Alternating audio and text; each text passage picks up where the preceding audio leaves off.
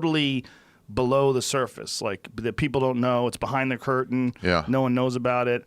And they've got like these devastating injuries that they're fighting off and then competing against world-class fighters. With injuries. With these torn ligaments and It's like we were fucked up talking about joints. with Tony Ferguson. He's like, he doesn't look comfortable on that leg. No. And he's like, yeah, he wasn't. You know what? He went 6 months from catastrophic knee injury where the bone literally separated from the ligament. The ligament tore off the bone. Did you ever see the picture of his surgery? Oh, Jamie, pull that shit up. Pull that up. Pull that shit up, Jamie. It's a crazy surgery because it's, I'm not exaggerating, it might be a 12-inch scar. It's enormous. Wow. It's like that big, and it's all jagged and shit, and it's just, he ripped it apart. They had to open him up like a trout. How did he fight again in 12 months? Not even. 6 months. 6 months, I mean, yeah. Insane. I don't understand how that guy doesn't clearly get the title shot. He does. He does. We should talk about that. Look at that. Wow. That's crazy. And the thing is, that was just from a trip. He just tripped. Wow. Fucking bananas, man. Ew.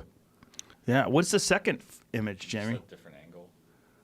Oh, the other Top side. down. Yeah. A Okay. way worse angle. Yeah.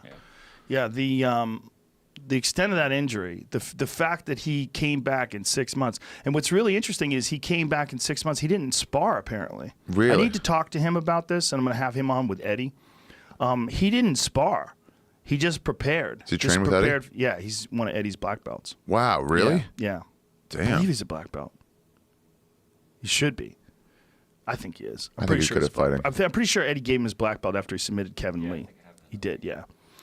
Yeah, he's 10th planet guy. Wow, that's pretty cool. It's pretty badass. He's got a nasty Darce choke. Probably Yeah, he should clearly get the title shot. It doesn't make sense to me. Even that when he came back, he shouldn't have even gotten stripped. In hindsight, I agree 100%. and then it's like you have Khabib, who's the title holder, fair and square, I guess. But like, you never beat the champion. Well, he's more of a legit title holder, in my opinion, than Khabib was before Conor, because he Khabib beat didn't- Al Iaquinta, who wasn't even supposed to be fighting for the title, whereas Kevin Lee is a way more like. Who did Ferguson get it from?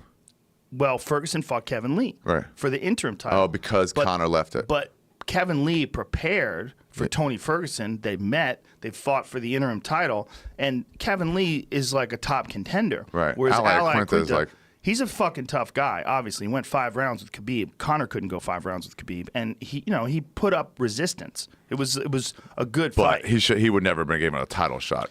No. Maybe in the future. He was never in that discussion. Well, he's fighting Kevin Lee. If he beats Kevin Lee, that's the next fight. Then maybe he'll get the rematch. Look, Al Iaquinta is fucking legit. He's very legit. He's underrated, like really underrated, in my opinion. Yeah. I think the way he got up from Khabib taking him down, nobody's been able to do that.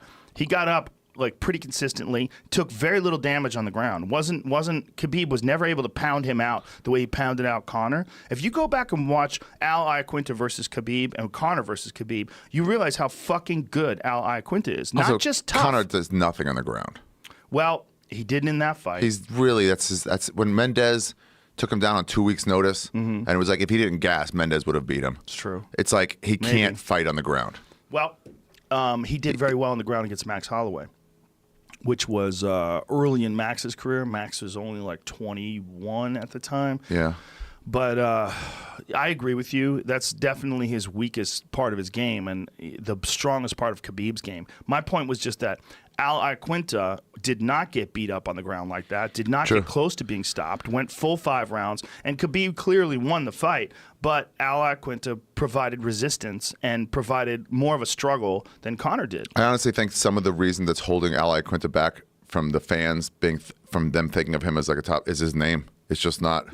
He has a name of someone who'd be like in the early round of Mike Tyson's Punch-Out. You say that, but if he started starching world champions, nobody would give a fuck about